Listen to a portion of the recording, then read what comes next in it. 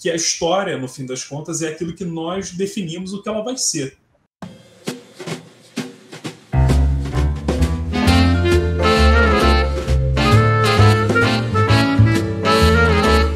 Olá, boa tarde a todos, todas e todos que nos acompanham em mais esse programa do projeto A História em 60 Minutos, né, um projeto de extensão em parceria entre o Departamento de História da UFRN, campus de Caicó, né, do Centro de Ensino Superior do Seridó, com o Grupo de Trabalho de Teoria e História da Historiografia da Ampul Brasil e também da Sociedade Brasileira de Teoria e História da Historiografia, né, um projeto que produz entrevistas gravadas com profissionais de história que atuam na universidade, em escolas, museus, arquivos, enfim, diversos espaços, e cujo objetivo é justamente mapear, né, problemas que envolvem tanto a dimensão da produção do conhecimento histórico, exatamente, quanto a dimensão mais prática, né, do cotidiano do trabalho, em sentido bastante amplo, né, tanto na dimensão do ensino, quanto da pesquisa, e em particular no projeto como esse de extensão.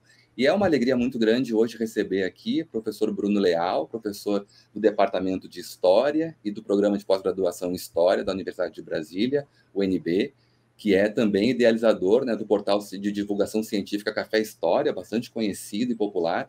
E esse projeto, portanto, quando foi pensado, o nome do Bruno, evidentemente, foi um dos primeiros lembrados, né, já que tem muita relação esse tipo de projeto e de formato com o trabalho que ele vem produzindo há muito tempo. Tudo bem, Bruno? Boa tarde, bem-vindo. Tudo bem, Evandro? Boa tarde para você, boa tarde, bom dia, boa noite para quem nos assiste agora. É um prazer estar aqui com você. Não sei se você sabe, mas há alguns anos eu quase fiz concurso para o campus aí de vocês, mas foi uma época que estava acontecendo muita coisa na minha vida e tinham outros concursos também rolando ao mesmo tempo, e aí acabei fazendo só um, que foi aqui para a UNB, foi para onde eu passei e vim até então, né? Mas tive uma chance de ser colega aí de departamento. Ah, que bacana, não sabia, muito legal saber, mas que bom que apesar de não estarmos no mesmo departamento, a gente pode trabalhar, né? De alguma forma você está aqui no departamento de História dos SERES. Com certeza, agora. De uma forma ou de outra, estou aqui. Exatamente, muito bom, muito legal. Antes de colocar a primeira pergunta para o professor Bruno, eu queria também só registrar aqui, né, que para quem está nos assistindo, chegou a essa entrevista, né, está conhecendo aqui pelos canais do Departamento de História do SERES no YouTube e do Programa de Pós-Graduação em História também do SERES. As entrevistas entram em simultâneo nos dois canais institucionais da UFRN, e que também podem ser, além de assistidos pelos canais no YouTube, as entrevistas encontram também um formato podcast, né, na plataforma Spotify. Há lá um canal também, um perfil do projeto, no qual essas entrevistas podem ser ouvidas, né, e conhecidas também. E quem quer mais informações sobre o projeto, quer acompanhar as entrevistas, que são semanais, né, entram toda sexta-feira às 17 horas nesses dois canais e no Spotify, YouTube e Spotify, que sigam no Instagram o perfil oficial, o IG oficial do projeto, né, @60 por extenso, _história. Lá mais informações podem ser obtidas também. Tá bom? Mas vamos lá, vamos para a nossa entrevista de hoje, então. Bruno, a primeira pergunta, bastante ampla, mas bastante importante para a gente começar a pensar, né, as questões que envolvem esse projeto, é a seguinte: na sua opinião e pela sua experiência, o que é, melhor dizendo, o que é a história neste século? Pergunta difícil, pergunta desafiadora, mas é uma pergunta que eu acho que ela tem uma resposta, de certa forma, fácil, né? Porque desde que a história ela se tornou uma disciplina, ela foi institucionalizada lá no final do século XIX, principalmente no decorrer do século XX, a história sempre foi conjugada no plural. A gente sempre teve muitas definições de história, né? Então, e eu acho que no século XXI essa polifonia ela continua existindo, né? A gente pode falar de diferentes histórias. Se você fizer uma brincadeira, perguntar aí num departamento, num programa de pós-graduação da universidade para cada um dos professores o que é história, né? E a mesma coisa se eu fizer aqui, muito provavelmente nós teremos respostas diversas, antagônicas, né? Não há um certo nem um errado, né? Então, quando eu penso nessa pergunta, né, que no fundo é o que é história, eu sempre me lembro de um trabalho do Norbert Elias, naquele livro dele sobre o tempo, que é um livro muito bonito, que ele vai discutir a questão da temporalidade e tal, e tem um capítulo, se não me engano, o primeiro, que ele começa com uma parábola, que é justamente essa: se ninguém me pergunta o que é o tempo, eu sei exatamente o que ele é, mas se alguém me pergunta, eu já não sei mais. Eu acho que na vida a gente pode aplicar essa parábola para muitas outras coisas, e eu acho que a história é uma delas. É claro que quando a gente vai para dentro da sala de aula, para um curso de introdução aos estudos históricos, né, de teoria da história, a gente acaba formulando uma visão, né, uma definição do que é história, mas, ao mesmo tempo, a gente sempre conversa com os nossos alunos e com as pessoas em geral também, dizendo que, olha, não existe uma resposta única, definitiva, né, que a história, no fim das contas, é aquilo que nós definimos o que ela vai ser, né? Então, eu acho que essa polifonia que existe desde o século XIX, ela perdura, né? Ela atravessa o século XX e ela perdura no século XXI. E eu acho que é importante que a gente tenha essa polifonia, né? Porque se a gente entende história de diferentes maneiras, de diferentes formas, nós podemos produzir uma história igualmente rica, né? Então, a historiografia, que a gente pode chamar essa escrita da história pelos historiadores, né, ela vai ser igualmente múltipla, né? Agora, os alunos sempre ficam muito inquietos, né, com essa pergunta, né, o que é história, ainda hoje, no século XXI, que é um século que está começando. Então, a gente tem aí pela frente pelo menos 80 anos para criar novas definições, né? Mas a história, ela continua sendo, ao mesmo tempo, uma área de formação. Então, quando eu sou formado em História, eu ganho lá meu diploma, dizendo que eu sou bacharel, licenciado em História, né? Então, ela é uma área. Ao mesmo tempo, para o senso comum, História é sinônimo de passado. Para nós, historiadores, certamente não é, mas para o senso comum é. E essa é uma força muito poderosa, muito importante. História também pode ser sinônimo de historiografia. História pode ser sinônimo de memória. Então, veja quantas definições, quantas dimensões nós temos para essa palavra, né? E é um fenômeno que acontece não só com a língua portuguesa, mas com várias outras línguas, né? Onde essa multiplicação de denominações, de definições, de dimensões também ocorre, né? Agora, eu acho que o que há de semelhante ao longo desses 3 séculos, né, do século XIX, XX, XXI, é que a história, não importa qual a definição que a gente vá trabalhar, a história ela continua dinâmica, ela continua viva, ela continua orgânica, ela tem uma energia vital que é realmente impressionante, né? A gente falava muito de história no final do século XIX, da importância dela para a sociedade, e a gente continua falando de história no século XXI, né? Então, apesar de todos os movimentos, de todas as forças, né, que atacam as ciências humanas, que atacam a universidade, os historiadores, a escrita da história, apesar de tudo isso, o nosso campo do conhecimento, né, esse saber histórico, ele continua ainda seduzindo a todos e todas, né? Então, acho que isso talvez seja o mais importante, né? Com certeza. Foi muito legal você remontar ao século XIX, né, para a gente ver essas variações. E nesse sentido eu também penso, né, no processo de disciplina, constituição de cursos universitários de história, formação assim, né, de oficiais da área, e como isso se modificou, se alterou ao longo do tempo, mas o interesse pela história é permanente, né? Existe, assim, como você colocou, esse interesse pelos jogos com o tempo, como também você pontuou muito bem, o sinônimo da associação da história com o passado. Nós historiadores sabemos, né? Nós trabalhamos com o tempo, na metáfora do Norberto Elias, que ele recuperou também, e você traz daqui, também aparece, né? Então, nesses jogos com o tempo que vão alterando, há algo de permanente, que é esse interesse pela história, né? As formas de fazer, as formas de divulgar, as formas de de ensinar a história variam no tempo, mas continuam algumas regras assim que estão um pouco estruturais, e isso é sobre isso também eu queria falar ao longo da entrevista com você.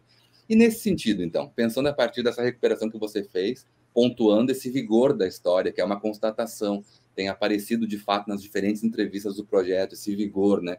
Esse interesse pela história que se multiplica, a cultura produz novos recursos, as tecnologias oferecem outras possibilidades, melhores ou piores, não vem ao caso, mas o fato é que a história está sempre aí, atravessando a experiência, né? Então, nesse sentido, assim, o que você acha? O que, na sua opinião, nós podemos perceber como ganhos e perdas, assim? Se constitui uma disciplina, um campo profissional, assim, né, que se desenvolve ao longo do tempo, a gente pode pensar, inclusive, em termos muito descontínuos, essa ideia de profissionalização, mas, de qualquer forma, a constituição de cursos que formam profissionais. Na sua opinião, assim, o que nós ganhamos e o que nós perdemos? Olha, se a gente retomar aqui na nossa conversa o século XIX, né, que foi ali, principalmente no último quarto do século XIX, a gente vai testemunhar nesse período um primeiro movimento de profissionalização da história, né, dessa ideia do historiador como aquele sujeito que estuda profissionalmente o passado, que tem um lugar social de fala, de pertencimento, né, que é a universidade, que é o centro de pesquisa, né? Então, esse momento do século XIX é muito importante por essa profissionalização e pela institucionalização da história, né? E quando a gente fala de institucionalização, a gente está falando de um movimento que vai situar a história como um campo do conhecimento, no século XIX ainda como um campo científico, que está dentro da universidade, de um campo do conhecimento que é dividido em cátedras, em disciplinas, onde os professores vão ser os protagonistas da produção desse conhecimento, e é um conhecimento que, ao mesmo tempo, ele é ensinável, né? É um conhecimento que possui métodos, né? Então é isso que a gente está chamando de profissionalização, né? De institucionalização da disciplina histórica a partir do final do século XIX. Claramente, nós ganhamos muita coisa com isso. A gente ganha, por exemplo, e aí quando eu digo nós no plural, né, nós historiadores, nós que estamos dentro de sala de aula, nos arquivos, nas bibliotecas, nós ganhamos, em primeiro lugar, legitimidade. Legitimidade de um novo discurso, né, um discurso que surge no século XIX como um discurso de explicação da sociedade, de explicação dos fenômenos do mundo social, do mundo político, do mundo econômico, e é muito importante essa legitimidade. Sem ela, a figura do historiador ela não fica de pé, né? Ao lado dessa legitimidade, claro que tem também toda uma construção do que é a autoridade do historiador, né? E aí o lugar da universidade, porque é a própria universidade que está em transformação no final do século XIX, né, como esse lugar da ciência, né? Então a gente ganha legitimidade, a gente ganha autoridade, né? Nós somos investidos com um certo poder, né, de fala, a sociedade nos reconhece como aqueles que são autorizados a falar sobre o passado, né? Então eu acho que esses são os ganhos, né, muito naturais, e claro, junto disso tudo vem financiamento do Estado, a universidade como lugar de pensamento crítico, de autonomia para o historiador.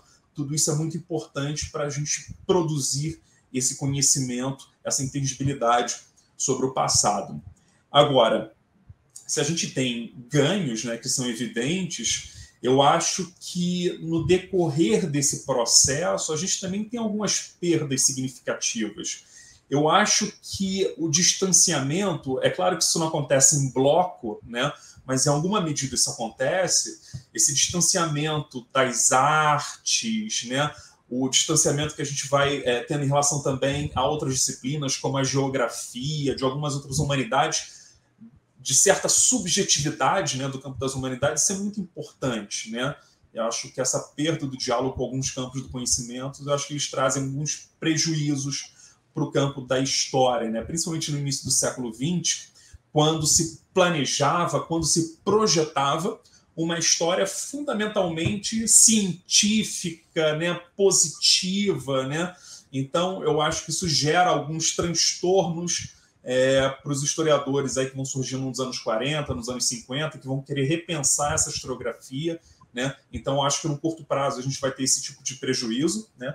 Que é o distanciamento das artes e de um outro tipo de pensamento que não necessariamente é o pensamento científico, né? Isso traz alguns prejuízos.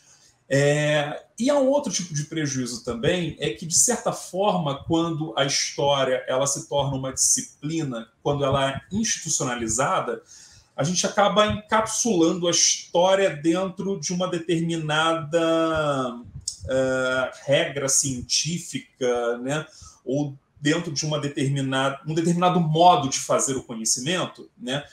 E que a gente acabou se especializando muito nisso, né? Então, a gente cria cátedras, a gente desenvolve periódicos científicos, revisão de pares, a gente cria os nossos laboratórios, as nossas linhas de pesquisa, os nossos programas de pós-graduação, né? Então, a gente desenvolve muito duas vocações, né, do historiador, que é o ensino.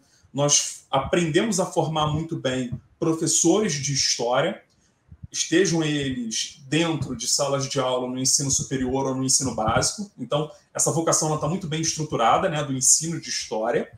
E nós também formamos ótimos pesquisadores, historiadores profissionais que vão desenvolver pesquisas e que vão falar para outros profissionais dentro do seu próprio campo, né? Então, o campo do ensino e o campo da pesquisa, essas duas dimensões do ofício do historiador, isso foi muito bem desenvolvido ao longo do século XX, graças, em grande medida, a esse processo de institucionalização da história. Por outro lado, eu vejo essa trajetória dos historiadores ao longo do século XX, e aí eu estou me referindo basicamente à América Latina, ao Ocidente, né?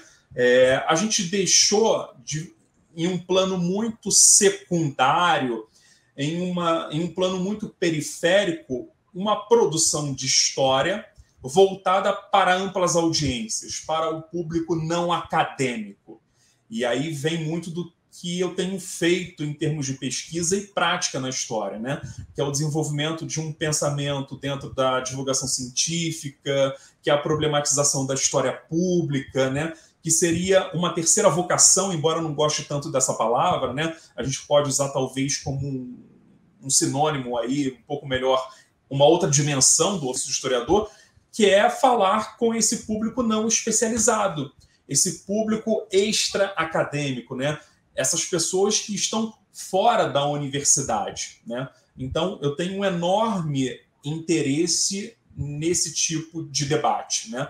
Para além do ensino e para além da pesquisa, a gente precisa, eu acredito, a gente precisa entender e também desenvolver essa outra história, né? Que é essa história que é consumida pelo público não historiador, né? E ao longo do século XX, a gente foi deixando isso cada vez mais no segundo plano. Tanto é que quem mais vai ter esse poder, né, de síntese, de comunicação, não são os historiadores, mas são os advogados, são até mesmo os médicos e, principalmente, os jornalistas, né? São eles que vão conseguir conversar em grande medida com esse outro público, com essa outra audiência, né? Com a qual até hoje nós temos muita dificuldade em estabelecer diálogo. Eu não estou dizendo aqui que nós fomos completamente ausentes, né, desse flanco da história, né? De forma alguma. A gente encontra na Europa e no próprio Brasil, em vários lugares, muitos projetos tocados por historiadores ou que tiveram a participação de historiadores, né, projetos voltados para essa quimera que a gente chama de grande público, né, mas que esse público não especializado, né, e que foram historiadores que investiram muito esforço nesse tipo de comunicação. Mas isso nunca foi a prioridade dos historiadores profissionais no século XX, nem da universidade. Nós nunca tivemos uma formação que nos preparasse para fazer esse tipo de história, esse tipo de comunicação, né? E aí basta fazer uma pergunta, Evandro. Te pergunto, os historiadores profissionais que no século XX ou até o início do século XXI se dedicaram a esse público não acadêmico, esses historiadores, de que tipo de prestígio eles gozaram no século XX e no início do século XXI? Né? Será que eles foram os mais festejados pela comunidade dos historiadores? Né? A minha resposta é que não. Né? Então, há também uma série de preconceitos, né? de mitos que nós precisamos desfazer, né? para conseguir abraçar essa terceira dimensão aí do trabalho do historiador. Né? Talvez seja uma terceira margem do rio que a gente não consegue ainda visualizar, mas que é extremamente importante e que eu acho que a gente deixou ela muito para lá, sabe? A gente jogou ela para escanteio nas últimas décadas, né? Eu acho que isso tem mudado nos últimos, 20 anos, né? E eu acho que isso muda não é à toa, isso muda por conta das transformações da própria disciplina histórica, do quem faz história, para quem se faz história. Isso muda em função também das novas tecnologias da comunicação e da informação. Então, eu acho que nós estamos cada vez mais nos confrontando com essa necessidade, com a necessidade de abrir um diálogo muito equilibrado, muito responsável, muito ético e muito urgente com os não historiadores, né? Então, eu acho que se tem uma coisa que a gente pode chamar de perdas, né, a partir dessa institucionalização, é esse afastamento em relação a essa audiência. Uhum. É muito importante, tem dois aspectos na sua resposta, assim, fundamentais, assim, para a gente pensar, inclusive esse projeto aqui também, né, que é justamente isso que você disse, olha, ou, assim, uma questão do século XIX, quanto mais se constituía a identidade do historiador, e esse é o ponto positivo, uma identidade discursiva, do que está tratando, né, de um certo respeito que advém dessa especialidade, né, que nós desenvolvemos nas nossas práticas de método, etc. Mas essa mesma identidade alimentada e essas práticas reconhecidas pelos pares e que dão esse prestígio e essa segurança e essa confiança, não só entre nós, mas pública, acabou comprometendo essa outra dimensão de um diálogo com um público mais amplo, né? Então, esse é o primeiro ponto da sua resposta que eu acho fundamental que a gente leve, assim, que a gente ressalte, né? E também, além disso, um outro aspecto é que, curiosamente, no século XIX, eu estou lembrando agora aqui de pesquisas do professor Sérgio Campos Matos, que é da Universidade de Lisboa, que ele escreveu sobre isso, ele analisou justamente a divulgação científica, a difusão do conhecimento no século XIX português, como algo que era próprio. O historiador era essa figura mais pública, né, e que ele inclusive analisa assim que com o passar das décadas, para o caminhar do final do século XIX, isso aparece assim, os historiadores mais renomados, que são renomados porque são conhecidos pela grande audiência, são publicamente conhecidos, escrevem em jornais, em semanários, enfim, circulavam pelo debate público, eles vão se afastando desse debate, né? A divulgação, digamos assim, a divulgação científica para o século XIX vai sendo abandonada para um foco na pesquisa e no ensino, né? E se a gente pensar que a história nasce atrelada aos novos projetos do século XIX, né? Assim, todo o projeto da reestruturação do Estado pela burguesia, etc., etc., etc., em tese seria fundamental a manutenção desse vínculo com o grande público ou com o público, né? Mas não é o que acontece, né? É como você falou, ao longo do século XX, como você disse, não foi uma prioridade, né? E só agora, nos últimos 20 anos, mais ou menos, como você disse, se converte em algo importante. É importante contar essa história também, né? E ver os problemas, as perdas, né? Que envolveram a gente abrir mão dessas outras formas, né? Dessas outras linguagens, dessa reescrita, que muitas vezes é reescrever, né? Assim, repensar as formas de dizer, como colocar as questões, tornar de fato algo mais público novamente, né?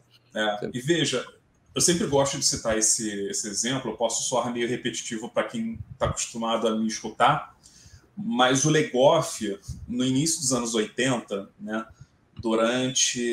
numa entrevista durante um dos vários booms da história no meio social, ele é perguntado, né, do lugar do historiador nessa sociedade que demanda cada vez mais pelo passado, né, e pela história.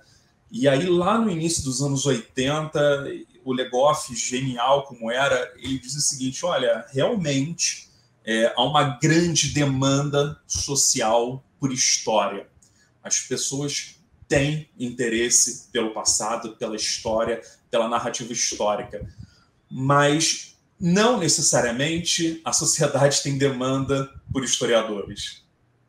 Isso nos ajuda a pensar o nosso lugar dentro dessa sociedade, que é uma sociedade que tem muito interesse pelo passado, que tem muito interesse por narrativas históricas, né?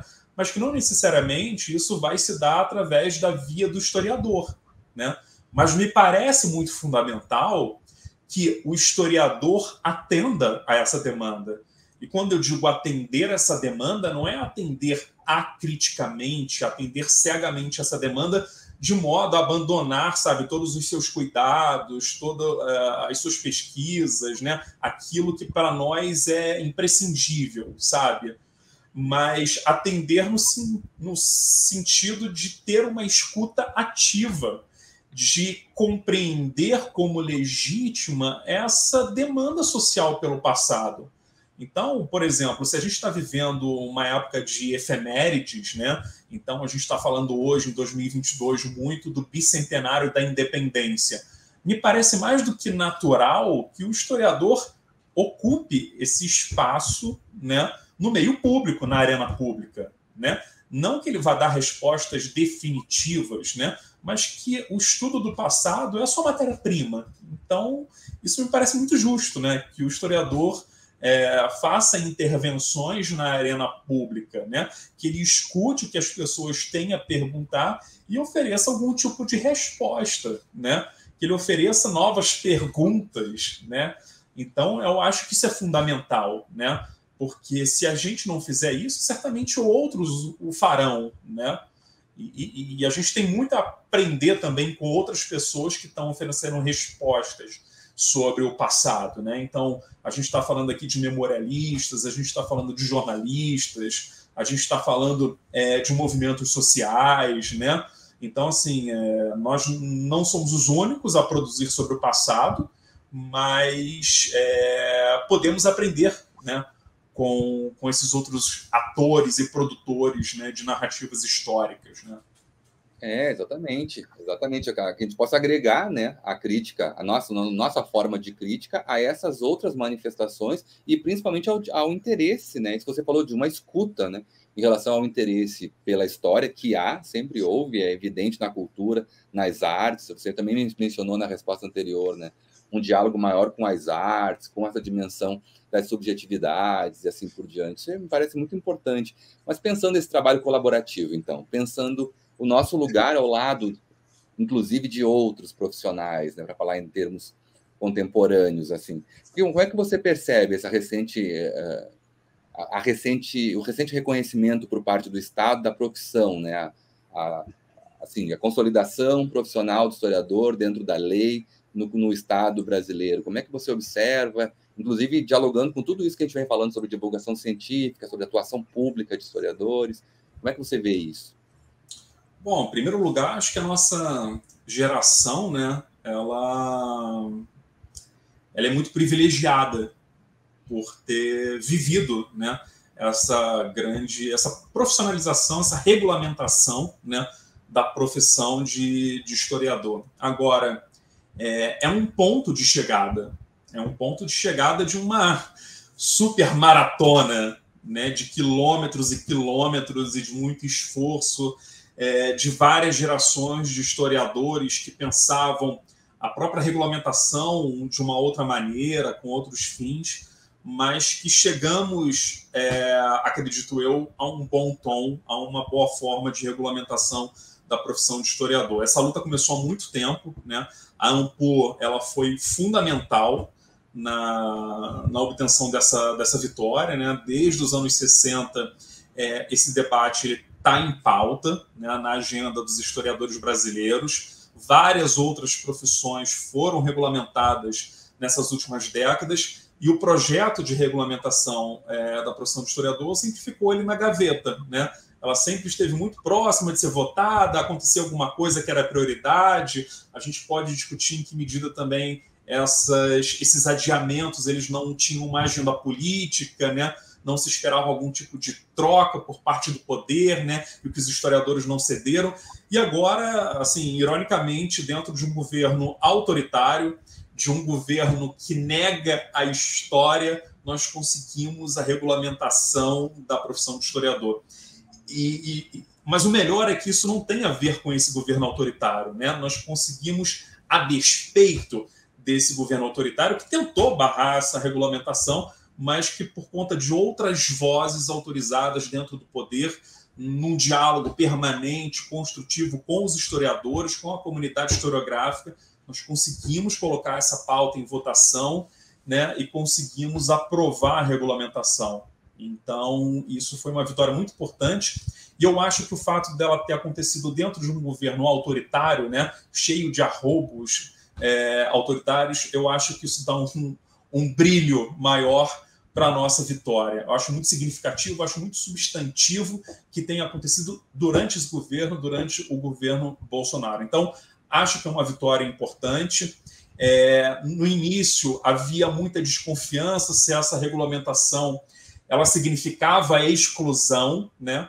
E eu acho que em alguns pontos o projeto ele deixava muito a desejar, né? Ele excluía muita gente desse projeto, mas, como eu disse no início da minha fala, acho que conseguimos chegar a um bom termo, né? Não acho que seja um projeto de regulamentação excludente. Acho que isso valoriza socialmente a nossa atividade profissional, né? Então, fiquei muito contente, né, há 2 anos, quando soube dessa notícia. Acompanhei, estava aqui em Brasília, né, acompanhei de perto esses debates. Lembro que eu escrevi uma notícia para o Café História e foi uma das notícias, uma das publicações mais acessadas na história de 15 anos do Café História, né?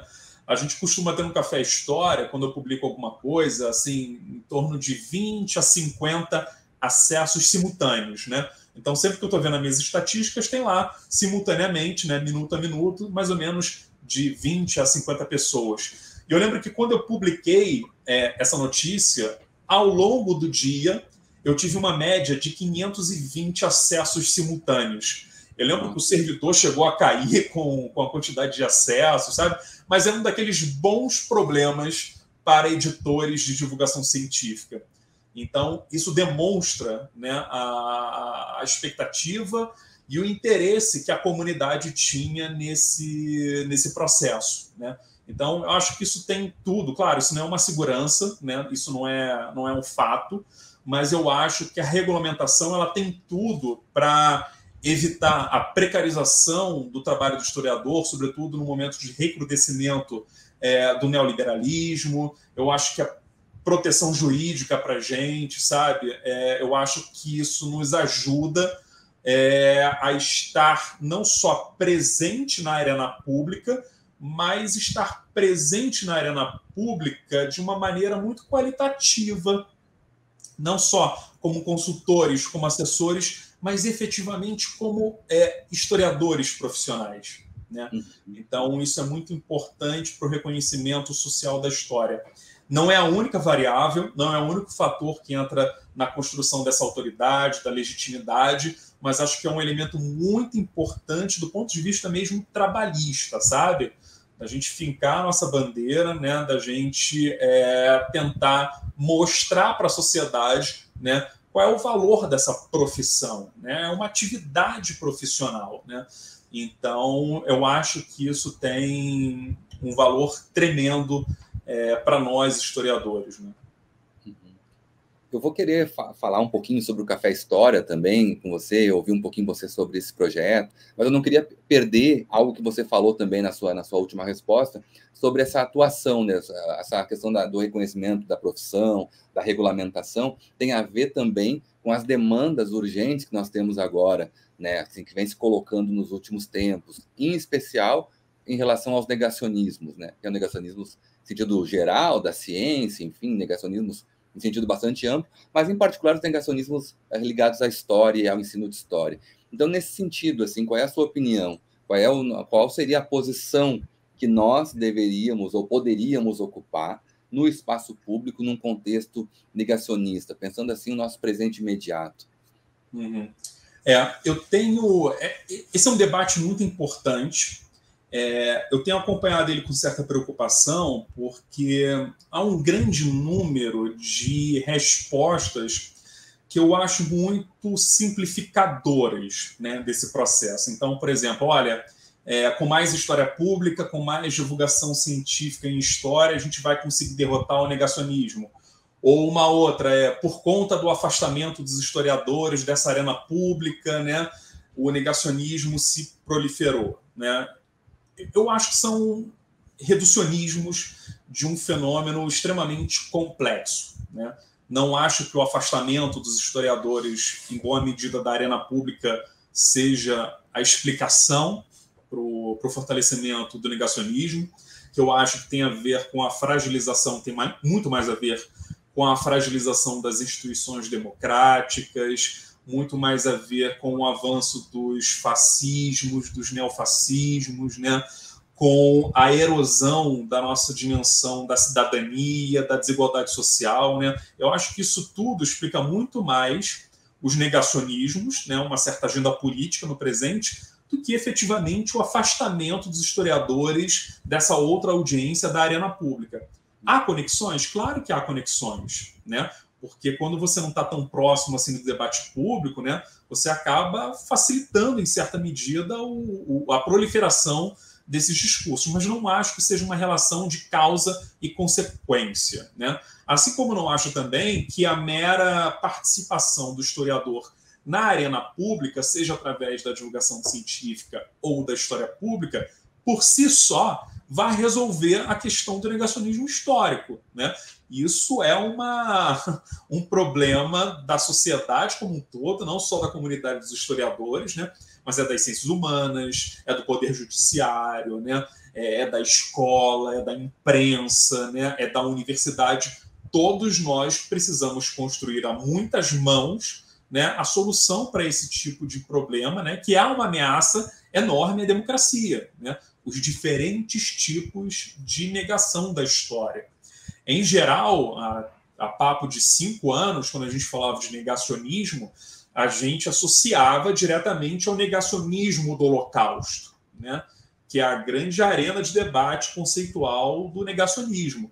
Mas hoje, a negação da história ela já está se ramificando a tal ponto da gente ter que falar, olha, qual é o negacionismo? É o negacionismo do aquecimento global? É o negacionismo da ciência? É o negacionismo do Holocausto, da ditadura, dos indígenas, né? Da luta contra o racismo, né? Então, eu acho que a aplicação desse termo, né, a diferentes fenômenos de negação demonstra a urgência, né, desse debate, né? Então, eu acho que sim, o papel do historiador é fundamental, né? Fundamental na arena pública, na mobilização de diferentes setores, diferentes audiências, mas não acho que o historiador seja o único a participar, né, a oferecer respostas a esse problema, né? Acho que a gente precisa ampliar esse leque de protagonistas, né? Mesmo quando nós falamos de negação da história, né? Outros sujeitos são fundamentais no combate a esse tipo de ameaça. Precisa ser um trabalho coletivo mesmo, né? O problema coletivo e interdisciplinar. Exato. O problema é grande demais, assim, e multifatorial para ser tratado exclusivamente por nós, né? Então, embora nós... Senão a gente enlouquece, cara. Senão a gente enlouquece, senão a gente vai se frustrar demais, porque a gente não vai conseguir sozinho, né? Muito bom, Bruno. Bom, e agora sim, eu queria aproveitar um pouquinho, gostaria muito que você falasse um pouquinho sobre o Café História, né? Que é um projeto que já tem muito tempo, ao qual você se dedica também há muito tempo, que atravessou pelo menos tanto o meu processo de formação no doutorado, quanto de atuação profissional, é uma referência importante para os estudantes de história, eu vejo pelos meus alunos, né? Então, eu queria que você falasse um pouquinho sobre esse projeto, para pensar, inclusive, este projeto História em 60 Minutos. Eu voltei ao Café História, retomei algumas leituras, a entrevista que você fez com a professora Ângela de Castro Gomes sobre, né, os mediadores culturais e assim por diante. Enfim, é sempre uma referência importante para quem está preocupado em pensar a divulgação científica, as relações da história com a internet, enfim, né? Então, nesse sentido, eu gostaria que você pudesse falar um pouco, contar um pouco a história, de uma forma, né, breve, desse projeto e as suas impressões assim mais recentes sobre os resultados dele. Vou tentar fazer um grande exercício de síntese, porque se você deixar, cara, eu vou fazer uns 10 episódios aqui de 60 minutos contigo. Seria ótimo. Né? Mas vamos lá, cara. Assim, o Café História, né, ele é fundado por mim no dia 18 de janeiro de 2008. Nessa época, eu estava terminando a minha graduação em História. Eu já tinha terminado a minha graduação em Comunicação Social, com habilitação em Jornalismo, e estava prestes a terminar a de História. Mas, assim, a ideia do Café História em si, antes dele ter esse nome, Café História, ela é anterior, né? Ela vai surgir aí entre 2005 e 2007, quando eu estava fazendo justamente essas duas graduações, Comunicação Social e História. E eu queria desenvolver algum projeto que aproximasse essas minhas duas áreas de formação, né? Comunicação e História. E era uma época assim, muito importante para a comunicação, porque era um momento assim, que a gente estava discutindo a popularização da banda larga no Brasil, que a gente estava escolhendo o nosso modelo de TV digital. Era um momento que a internet estava chegando para valer nos dispositivos móveis, que as redes sociais e a chamada Web 2.0, que é essa web colaborativa, estava ganhando muita força. Então, dentro da minha sala de aula, né, das minhas salas de aula na comunicação social, esses debates estavam muito presentes no dia a dia, né? Então, todas as aulas eram aulas extremamente estimulantes, porque a gente estava vivendo grandes transformações nos paradigmas da comunicação. Parecia que tudo estava acontecendo agora, era um grande turbilhão, né? Então, como um estudante de comunicação social e futuro jornalista, fiquei muito envolvido e muito tocado com esse debate. E eu fazia comunicação na FRJ, no campus da Praia Vermelha, e beleza, pegava o meu ônibus, ali o 457, ali na Praia Vermelha, seguia para a UERJ, onde eu fazia História, no campus Maracanã, e quando eu entrava em sala de aula, nas salas de aula, né, de História, eu sentia que a internet também tinha tudo para revolucionar, para transformar o ofício de historiador, mas que boa parte dos meus colegas ainda entendiam a internet mais como um meio de comunicação ou de entretenimento, voltado para jogos, né? Então, isso me incomodou no bom sentido, né? De tentar desenvolver algum projeto que levasse toda essa potência da internet, da web, para dentro da história, né? E aí, cara, eu comecei uma peregrinação na web, desenvolvi diversos projetos, diversos blogs que eu abandonei pelo meio do caminho, criei fóruns de debate, criei comunidades no Orkut dedicadas à história. Nada disso deu muito certo, por inúmeros fatores que no outro programa a gente pode discutir. E aí, em 2008, eu ainda estava procurando, né, como fazer isso, e nessa época eu trabalhava num setor chamado Teleeducação, da Fundação Roberto Marinho. Trabalhei na Fundação Roberto Marinho durante muitos anos. E aí a minha gerente de área nessa época, a Eliane Birman, sabia que eu estava fazendo algumas dessas experimentações e ela me chamou para ver um projeto de um amigo dela do MBA. Ela falou, olha, meu amigo desenvolveu esse site aqui como trabalho de conclusão de curso. E aí fui ver e era muito interessante o site. Ele se chamava Clube do Tênis, né? Esse era o nome, né? O esporte, né? E assim, sempre gostei muito de tênis e tal, mas nunca joguei, né? E tal, não conhecia muito do esporte. Mas me interessou muito mais a estrutura né, o ambiente no qual aquele clube do tênis tinha sido desenvolvido do que exatamente o conteúdo. E aí, quando eu fui ver, o clube do tênis ele tinha sido desenvolvido dentro de uma plataforma chamada Ning, que é uma palavra chinesa que em português quer dizer paz. E o Ning era uma empresa norte-americana, né, lá no Vale do Silício e tal, e era uma rede que, em resumo, ela permitia que qualquer pessoa criasse a sua própria rede social. Então, a gente não está falando assim de um blog, a gente não está falando de um fórum. É como se cada pessoa pudesse construir o seu próprio Facebook. E aí, na hora, caiu a ficha. Caramba, é isso que eu preciso, né? Criar uma rede social voltada para historiadores, né? E foi aí que surgiu o Café História em janeiro de 2008. Era uma rede social, né, para historiadores e não historiadores. Ele tinha dois objetivos, né, principais. Desenvolver um meio de comunicação que aproximasse os historiadores, que eles pudessem trocar experiências, informações, e, por outro lado, que pudesse ser uma rede social que compartilhasse, que divulgasse o conhecimento histórico produzido dentro da academia para audiências não historiadoras, né?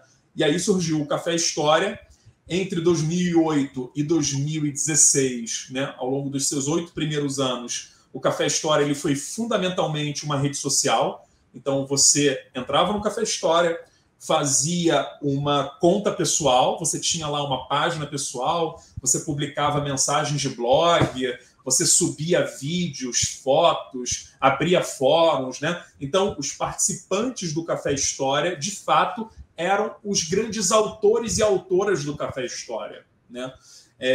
Em 2016, esse modelo ele chega a um grande esgotamento, né? A uma grande falência que eu pude identificar. E aí a gente faz uma grande transformação no Café História. Ele migra em 2017, ele deixa essa rede chamada Ning e ele migra para o WordPress, que é um sistema de código aberto. E aí o Café História ele deixa de ser efetivamente uma rede social. Ele se torna um portal de comunicação, né, de divulgação científica 100%. Né? O que isso quer dizer? Que todo o conteúdo publicado pelo Café História foi produzido ou pela administração, os editores do Café História, ou por convidados do Café História. Né? Isso quer dizer que nós não somos mais colaborativos? De forma alguma. Né? O Café História ele é colaborativo. Né? O que muda é a forma de colaboração, quem colabora e o tempo de colaboração. Então, o Café História ele tem essas mutações ao longo desses 15 anos, mas ele é um portal de divulgação científica em história, é um portal de história pública, né? E a gente completa 15 anos em 2023, né? Então, assim, eu sempre gosto de dizer que quando a gente começou a fazer o Café História, era tudo meio que mato, né? No campo da divulgação científica em história na internet. Né? Existiam pouquíssimos projetos nos quais a gente podia se espelhar, né? Um grande projeto nessa época que me serviu de inspiração foi a saudosa revista de história da Biblioteca Nacional, que para mim foi o maior projeto impresso de divulgação científica em história, de história pública impressa no Brasil. Né? Gostaria muito que esse projeto voltasse à vida, ainda tenho esperança, mas é um projeto com o qual eu aprendi bastante, eu me espelhei muito, né, no trabalho que o Luciano Figueiredo, que a Vivi, que a Náshila, a Nataraj, tanta gente fazendo esse projeto que seria injusto aqui, eu esqueceria de nomear toda essa equipe, né? Mas foi uma equipe fantástica e que abriu caminhos para se pensar a história pública e a divulgação científica dentro das humanidades. Né? Basta dizer que foi a revista de história uma das idealizadoras do Festival de História, que acontece até hoje em Diamantina, do primeiro encontro de divulgação de história e ciências sociais do Brasil, que aconteceu na Casa da Ciência da UFRJ em 2009. Né? Então, é um projeto no qual eu me espelhei muito para construir o Café História, né? E está aí o Café História até hoje, né? Já são mais de 30 milhões de acessos ao longo de 15 anos, né? Então, acho que a gente pôde, assim, dar alguma contribuição para esse campo, né? E sou muito grato a todos que contribuíram e continuam contribuindo com esse projeto, como eu disse, assim, é um projeto na raiz colaborativo, né? Então, fico muito feliz em desenvolver o Café História, é algo que me dá um enorme prazer, sabe? Então, assim, para aquela pergunta, né, o que é história, para mim, o Café História é uma das respostas, né? E aí é uma resposta muito pessoal, né? Do que é história para mim, né? É aquela história que eu vivo no cotidiano e que eu vivo de uma forma muito passional, né? Sou muito apaixonado pelo que eu faço. Eu gosto de divulgar a história, gosto de construir a história com outras pessoas, né? Então, assim, nada hoje, dentro do meu ofício, me dá mais prazer, talvez só a pesquisa mesmo e o ensino, né? Nada me dá mais prazer do que divulgar a pesquisa de um colega, sabe? Eu faço isso com grande prazer. Muito legal, muito legal. E vou fazer uma pergunta assim vinculada agora a partir disso que você falou. Muito, muito, muito boa mesmo essa revisão que você ofereceu agora para a gente aqui sobre o Café História, sobre a importância, porque conta um pouco a história também, né? A nossa história das nossas práticas e nossos relacionamentos com a internet. Você diria então que o Café História ele se transformou num espaço de divulgação científica primordialmente, por conta do contexto também, a própria história desse relacionamento com a internet e o contexto que nós tivemos, né, nos últimos anos? Se você acha que... Estou desdobrando aqui a sua resposta. Tem a ver com isso, um caminhar por aí? E associado a essa pergunta, você acha, então, que divulgação científica se faz necessariamente de forma colaborativa, né? Não se faz sozinho, né? Não, sempre colaborativo. E sim, eu acho que o Café História, eu acredito fortemente que essa mudança do Café História lá no final de 2016 para 2017, quando a gente deixa de ser uma rede social e se torna 100% um portal de divulgação científica, eu acho que isso tem muito a ver com o nosso contexto, sabe? E é um contexto, Evandro, assim, de crise, em certo sentido, de crise da colaboração, tá? Acho que durante muito tempo a gente teve um bom paradigma da colaboração na internet, mas que houve uma falência e até uma certa romantização dessa colaboração. Vamos lá, nem toda colaboração é boa. Nem todo projeto construído com a ajuda do público vai produzir uma boa história. E eu vi muito isso diretamente no Café História, né? Então tinha muitas pessoas que se mobilizavam para criar fóruns, para criar grupos, né? Mas que efetivamente eu não acreditava que aquilo dali era uma boa história, que era uma história antidemocrática, que era uma história muito radical nos seus princípios éticos, né, que abria mão do diálogo, né, era uma história excludente, né? Então comecei a me perguntar, ora, que história é essa que as pessoas, né, estão construindo dentro do Café História? E aí, quando eu digo pessoas, só para você ter uma dimensão, em 2016, o Café História tinha 63 mil pessoas associadas. Eram 63 mil usuários do Café História. Pessoas com perfis no Café História. E são essas pessoas que construíam o Café História. Nós tínhamos conteúdos maravilhosos, mas tínhamos também conteúdos terríveis, né, de história. E aí comecei a me perguntar o que estava acontecendo dentro dessa dinâmica de colaboração. Uma outra coisa em paralelo que eu comecei a perceber é que as pessoas estavam valorizando muito mais, dentro do Café História, os conteúdos que eram produzidos por historiadores profissionais. Aqueles que estavam na universidade ou dentro do ensino básico, né? As pessoas confiavam, as pessoas queriam cada vez mais que a administração do Café História publicasse entrevistas, artigos originais, bibliografias comentadas, que eram as nossas sessões. Eu falei, opa, está acontecendo aqui uma mudança. As pessoas estão deixando de confiar tanto no conteúdo que era publicado, produzido por desconhecidos do Café História, e confiando muito mais e demandando muito mais por esse tipo de conteúdo que nós fazemos, né? Que é aquele conteúdo, né, dos convidados pelo Café História, né? De conteúdos exclusivos, originais. E aí a gente fez essa mudança, né? A gente deixa de ser uma rede social e passa a produzir, a publicar textos exclusivamente de pesquisadores no Café História, né? Então, assim, foi uma percepção nossa do Café História, né? De nós editores, de mim, da Ana Paula, né? Então, assim, a gente não se arrepende dessa mudança, a gente acha que foi uma percepção correta, eu acho que o tempo mostrou isso para a gente, né? E que está mostrando agora, né? Assim, eu acho que o historiador está passando por uma crise da autoridade, né? É uma autoridade que está muito corroída pelos meios digitais, né? Eu acho que a coisa do alcance ela virou uma variável da autoridade, né? Do quem fala, né? E eu acho isso muito preocupante, né? Então, tem muita gente que olha para o seguinte, olha, se essa comunidade ela alcança 2 milhões de seguidores, é porque tudo que está nessa rede, nessa comunidade, é verdade, né? E eu acho que isso é um grande problema, né, na construção da autoridade, né? Então, eu acho que isso é uma maneira também da gente perceber as mutações nesse conceito de autoridade do historiador e como é que a gente pode se reinserir dentro dessa arena, né? Do que dizer, para quem dizer, né? É um novo entendimento daquilo que a gente chama de autoridade, né? Que não pode ser confundido com autoritarismo, né? Autoridade é uma coisa, autoritário é outra, né? Às vezes eu acho que a gente confunde um pouco essas bolas, né? Mas são coisas diferentes.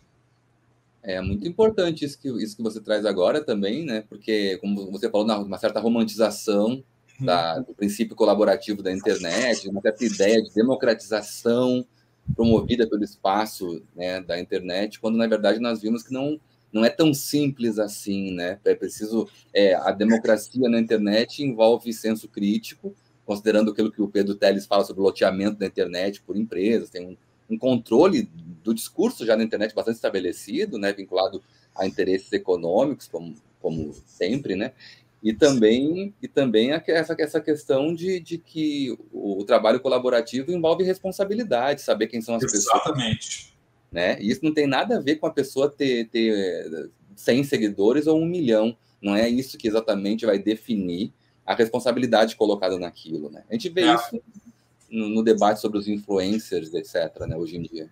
Lá no início dos anos 90, né, o Pierre Levy, né, quando ele estava falando dessa inteligência coletiva, né, que ele usou para descrever essa internet, né, esse conteúdo ele foi muito interessante, mas assim, eu acho que a gente houve de fato uma onda romântica, né, de achar que o conteúdo mais importante, mais verdadeiro, aquele que vai nos salvar é o conteúdo colaborativo. E não necessariamente, né? Nem sempre o conteúdo colaborativo é um conteúdo de boa qualidade, né? Assim, eu tive casos de ameaças dentro do Café História. Olha, essa sua narrativa histórica não presta, ela é mentirosa, cuidado com o que você escreve, né? Então, assim, isso me fez soar um sinal de alerta, sabe? Então, hoje a gente continua acreditando que a colaboração ela é um elemento fundamental para o Café História, mas é um outro tipo de colaboração, né? Então, eu sempre gosto... É uma das primeiras vezes, inclusive, que eu estou falando sobre isso, sabe? Sobre essa crise, né? Sobre essa crise de uma fé cega na colaboração, né? E você falou você citou o Pedro, né, falando desse loteamento das grandes empresas, né? É uma outra questão que a gente precisa enfrentar hoje para quem trabalha com internet, que é a força das big techs, né? Dos algoritmos, das grandes empresas de tecnologia, que foi um dos motivos também que me fez sair do Ning, que era uma grande empresa do Vale do Silício, né? Eu não tinha controle do meu código-fonte, eu não tinha controle da customização do meu site, eu não tinha controle dos dados, né, que eu tinha no Café História. E é por isso que eu migrei também para o WordPress, né, que é um sistema de código aberto, né? Eu tenho muito mais controle daquilo que eu estou produzindo, né? Então essa foi uma das razões também de eu ter deixado o Ning, de eu ter feito essa transformação. Uhum. Sim. Bruno, infelizmente o nosso tempo está acabando, eu acho que rende mesmo mais uns 5 ou 6 no mínimo com você, mas eu não queria perder a oportunidade de colocar uma última pergunta, que também é importante para o projeto, que são perguntas assim mais pessoais, assim mais de uma certa forma até íntimas, mas que são importantes, né? Na sua opinião, então, para a gente tentar amarrar aqui tudo isso que nós falamos, de que forma o tempo histórico faz parte da vida das pessoas, até pelo seu próprio mapeamento, né? Nessa experiência da divulgação científica, e como você vê o sentido da história para sua vida como historiador, como sujeito, como cidadão? Uhum. Poxa, você começou com uma pergunta difícil, terminou com outra mais difícil ainda. Evandro, cara, as pessoas entendem história de diferentes formas, né? Então, assim, o tempo histórico, aquilo que nós entendemos como tempo histórico, ele também vai ter diversas conotações, interpretações, né? Eu acho que as pessoas, assim, olhando para um plano geral, as pessoas entendem o tempo histórico como um elemento estruturante